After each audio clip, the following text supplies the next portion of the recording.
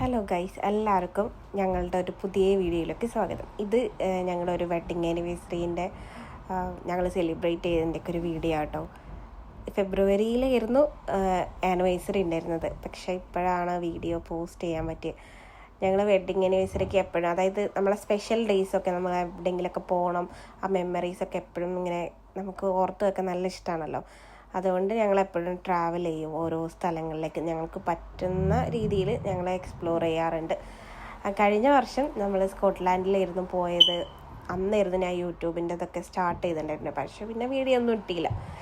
പിന്നെ ഈ വർഷം ഞങ്ങൾ ലണ്ടനിൽ പോകാമെന്ന് വിചാരിച്ചു. ചെറിയൊരു ബഡ്ജറ്റ് ഫ്രണ്ട്ലി ആയിട്ടൊരു ട്രിപ്പ്, 2 ദിവസത്തെ മാത്രം ട്രിപ്പായിരുന്നു. നമ്മൾ ഓൾറെഡി റൂമൊക്കെ 10-ാം തീയതി തന്നെ റൂം ബുക്ക് ചെയ്തു, രാത്രി അവിടെ എത്തുന്ന രീതിയിലായിരുന്നു പ്ലാൻ ചെയ്തത്. അങ്ങനെ ഇതാണ് കേട്ടോ ഹോട്ടൽ.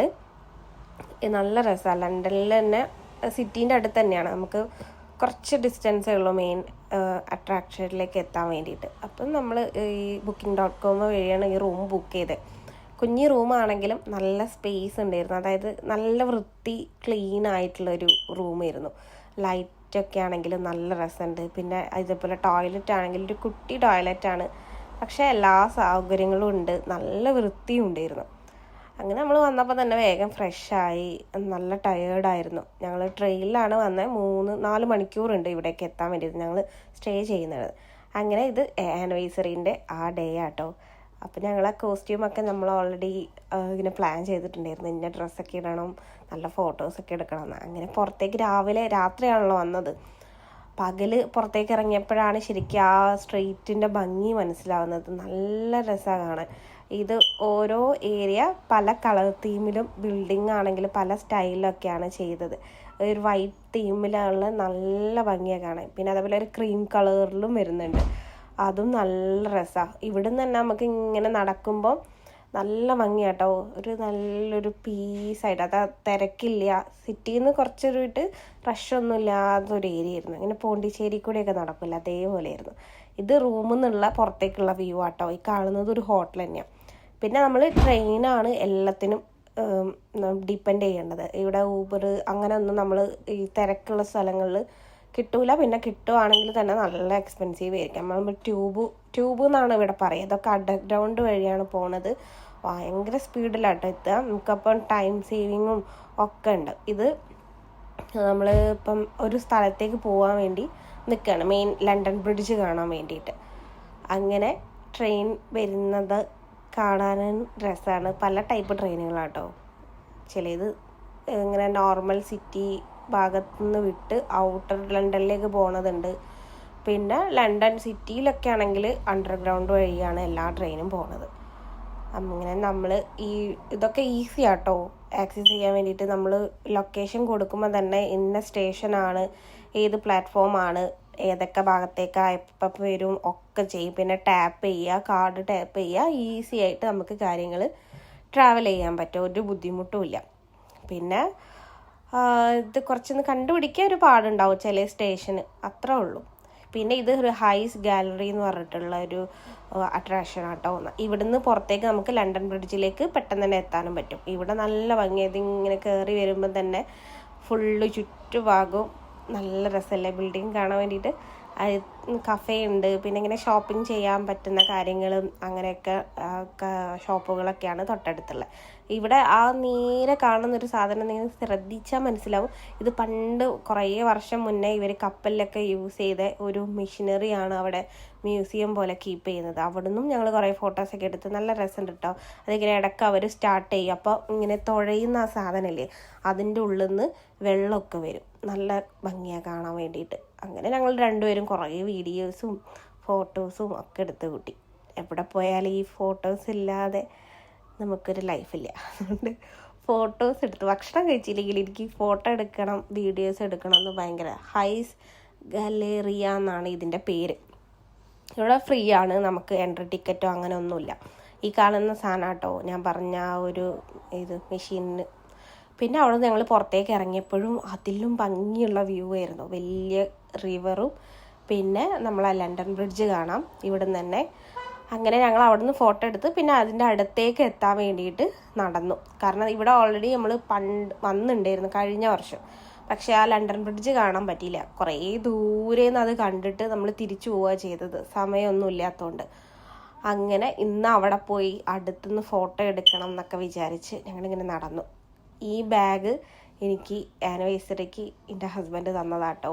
ഞാൻ കുറേ നാളായിട്ട് ആഗ്രഹിച്ചിട്ടുണ്ടായിരുന്നു എനിക്ക് നല്ലൊരു എക്സ്പെൻസീവായിട്ട് ഒരു നല്ല ബ്രാൻഡിൻ്റെ ഒരു ബാഗ് വേണമെന്ന്. പക്ഷേ പിന്നെ ഇങ്ങനെ പൈസൻ്റെ ഒക്കെ ബുദ്ധിമുട്ടുണ്ടാവില്ല എല്ലാവർക്കും, അതുകൊണ്ട് ഞാൻ പിന്നെ അതൊന്നും വലിയ കാര്യമാക്കാറില്ല. പക്ഷേ ആളെനിക്കത് വാങ്ങിച്ചു തന്നു. ഞാനതുപോലെ എന്നെക്കൊണ്ട് പറ്റുന്ന രീതിയിൽ ഒരു ചെറിയൊരു ഗിഫ്റ്റ് കൊടുക്കുകയും ചെയ്തു. ഈ ബാഗിൻ്റെ ഒരു സെപ്പറേറ്റ് വീഡിയോ ഞാൻ അൺബോക്സിങ് പോലെ ചെയ്യുന്നതാണ് എന്തായാലും, കാരണം എനിക്ക് അത്രയ്ക്ക് ഇഷ്ടപ്പെട്ട ബാഗായിരുന്നു അത്. അങ്ങനെ ഞങ്ങൾ രണ്ടുപേരും കൂടെ ഇങ്ങനെ നടന്ന്, നല്ല തണുപ്പും ഉണ്ടായിരുന്നു കേട്ടോ. നമ്മൾ ഈ ട്രെഞ്ച് കോട്ട് ഇട്ടെങ്കിലും ഈ തണുപ്പൊന്നും പ്രൊട്ടക്റ്റ് ആവുന്നില്ലായിരുന്നു. എൻ്റെ കൈയൊക്കെ തണുത്ത് വിറച്ച് ഐസ് പോലെ ആയിരുന്നു. പിന്നെ കുറേ കഴിഞ്ഞപ്പോൾ കൈ എന്താ പറയുക, നമുക്ക് ഒന്നും അറിയുന്നില്ല തൊടുന്നതൊന്നും. പിന്നെ ഇത് കഴിഞ്ഞപ്പോൾ എനിക്ക് പനിയും പിടിച്ചിട്ടുണ്ടായിരുന്നു, അത്രയ്ക്ക് തണുപ്പായിരുന്നു. നല്ല രസമാട്ടോ ഇങ്ങനെ അവിടെ നിൽക്കാൻ വേണ്ടിയിട്ട്. കുറേ തണുപ്പാണെങ്കിലും നമുക്ക് പുറത്തേക്ക് അവിടെ തന്നെ നിൽക്കാൻ തോന്നും. ഉള്ളിൽ ഇങ്ങനെ ഇവിടുന്ന് വേഗം പോകണം അങ്ങനെയൊന്നും തോന്നില്ല. പിന്നെ റീൽ എടുക്കാൻ വേണ്ടിയിട്ട് ഞാൻ കുറേ അങ്ങോട്ടും ഇങ്ങോട്ടും നടക്കുന്ന വീഡിയോ ഒക്കെ എടുക്കണം എന്ന് പറഞ്ഞ് പല രീതിയിൽ വീഡിയോ എടുപ്പിച്ചു. പക്ഷേ ഇത് കണ്ട് എനിക്കിഷ്ടപ്പെട്ടില്ല, കാരണം നടക്കുന്നതിൽ എന്തൊക്കെയോ മിസ്റ്റേക്ക് ഉണ്ട്. ഒരു രസമല്ല ഞാൻ നടക്കുന്നത് കാണാൻ. അതേപോലെ എൻ്റെ വോയിസും എനിക്കിഷ്ടമല്ല ഞാൻ വീണ്ടും കേൾക്കുന്നത് വീഡിയോയിലൊന്നും. പിന്നെ ഞങ്ങൾ ആസ് യൂഷ്വൽ ഫോട്ടോസ് എടുത്തു. ഞങ്ങൾ രണ്ടുപേരും അങ്ങനെ സ്ട്രേഞ്ചേഴ്സിനെ കൊണ്ടൊക്കെ നമുക്ക് എടുപ്പിക്കാം, ബുദ്ധിമുട്ട് ആരും അങ്ങനെയൊന്നും പറയില്ല, എടുത്തരും. പിന്നെ ഞാൻ അതിൻ്റെ മുകളിൽ കയറി ഇരുന്ന് എടുത്തു.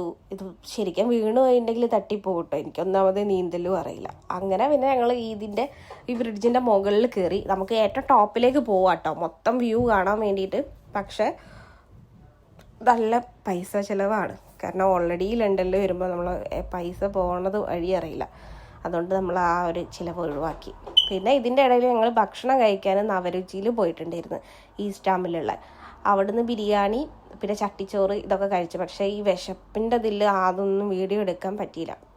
വലിയ തരക്കേടില്ലാത്ത ഫുഡാണ്, ഓവർ എക്സ്പെക്റ്റേഷനൊന്നും വെക്കരുത് ആരെങ്കിലും പോകുമ്പോൾ. ഒരു നോർമൽ ഓക്കെ ഫുഡ് മാത്രം. പിന്നെ ഇത് ചൈന ടൗൺ ആട്ടോ. ചൈനീസിൻ്റെ ഒരു എന്താ പറയുക ഫുഡ് ഐറ്റംസ് ഒക്കെ കിട്ടുന്ന ഒരു ഏരിയ ആണ്. ഫുള്ള് ചൈനീസ് വൈബാണ് ഇവിടെ. എല്ലാ ഷോപ്പിലും ന്യൂഡിൽസ് എന്തൊക്കെയൊക്കെയോ സാധനങ്ങൾ കിട്ടും. പക്ഷേ എനിക്ക് വലിയ പ്രിയമൊന്നുമില്ല. പിന്നെ ഞാൻ മെയിനായിട്ട് ഇവിടെ വന്നത് ഒരു കേക്ക് ഉണ്ട്, ഒരു വൈറൽ ഫുഡ്, ഇവരുടെ ഒരു സ്പോഞ്ചി കേക്ക് ഉണ്ട്. പിന്നെ അതേപോലെ ഫിഷിൻ്റെ ഉള്ളിൽ കസ്റ്റാർഡൊക്കെ വെക്കുന്ന ഒരു സാധനമുണ്ട്, ഫിഷ് കേക്ക് എന്നാണ് പറയുക.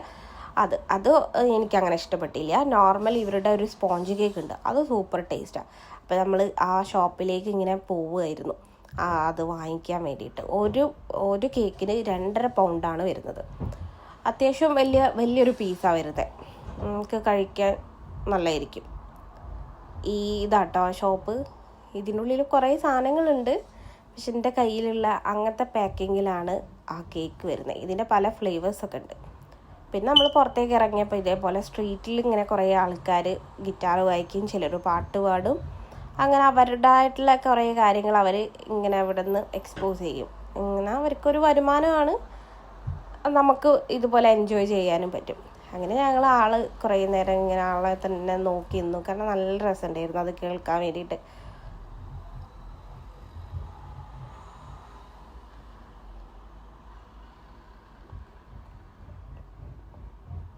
പിന്നെ ഇത് കഴിഞ്ഞിട്ട് ഞങ്ങളെ മെയിൻ ഒരു ഉദ്ദേശം ഉണ്ടായിരുന്നു, ഇന്നത്തെ കാര്യത്തിൽ അത് കംപ്ലീറ്റ് ചെയ്യണം എന്നുള്ളത്.